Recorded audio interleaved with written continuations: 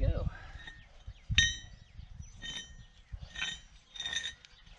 All right. Smoothed out decently.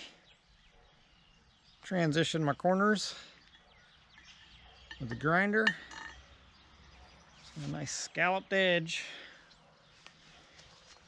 We'll tack her onto the splitter and do a little splitting.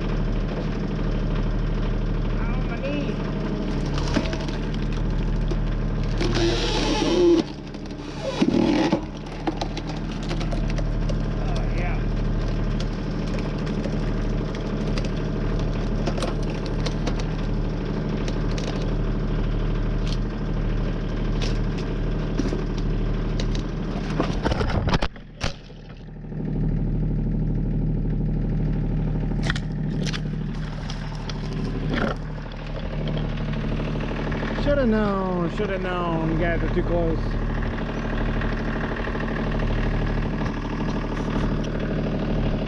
Folded up my tripod leg.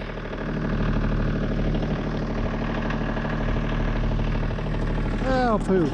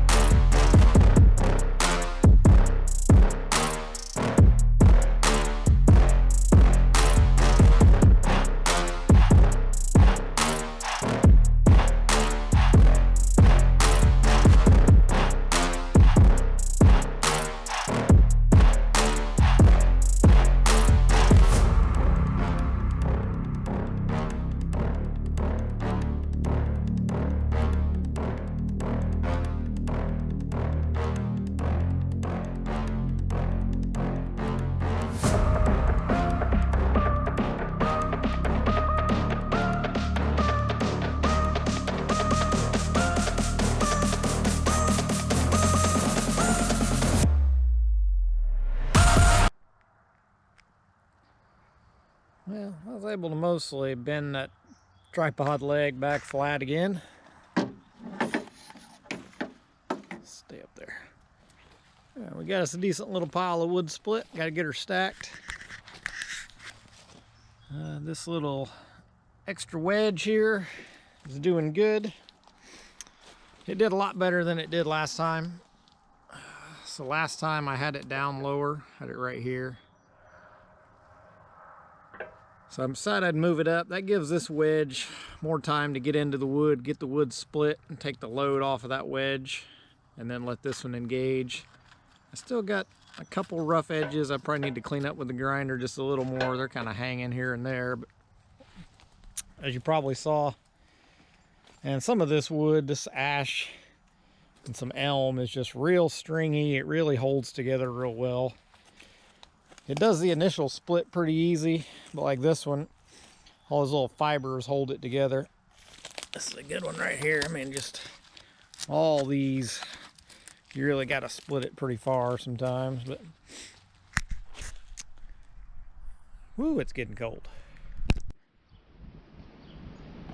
Okay guys, you can see we have got a pretty good bit of wood split. Split this over the weekend using our additional wedge on top of, I guess, our 4-way, more like a 3-way, but just got some wood in the boiler because it is windy and cold today. We're right here at the end of March. I did break the wedge off finally, and again, I weld these things real lightly because I'm just testing it out. So if it doesn't work, I don't want it to be fully welded and then have to cut it back off. So actually this thing made it almost all day splitting, or actually it made all day and then most of the next day too. So it made probably 3 hours total splitting. So you can see I was actually finishing up here. We had split everything, all the main stuff, and we had gotten into some of this nastier crotch wood. And this stuff splits kind of irregular anyway. So you can see the main wedge, if I can stand this thing up, get you guys a better view. So the main wedge had gone down, split, and peeled this big chunk off. And it pretty well just left this corner engaged that put a lot of twist on it and just finally twisted it over and broke my welds. Which again, really lightly welded. Sawdust semi. Lightly welded just for testing, but this setup where I had the main wedge, the point of the main wedge was down a lot further on this setup. You can see this is where I welded it on the back of the main wedge the first time. This is where I welded it that second time.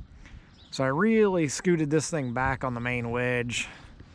So the first time, I think the tip of the main wedge was down about this far. The second go around, the tip of the main wedge was down about that far. I didn't like how close this corner got to the valve, but it was okay. Still cleared, and this really seemed to help because I didn't stall this thing out in the wood a single time. So it really helps get that main wedge in there first. Get that sort of first split done, and then let that secondary wedge engage and do its split. So that splitter could definitely handle that. So that's just food for thought. That's really like a 3-way. It doesn't always do a good 4-way split, which I'm fine with for big boiler wood. Whew, it's cold out there. That wind's nasty. So I hope you guys enjoyed that part of the video, or that video series. It might be 1, it might be 2. And if you do, like, subscribe, more to come. We'll be modifying that splitter soon. Thank you.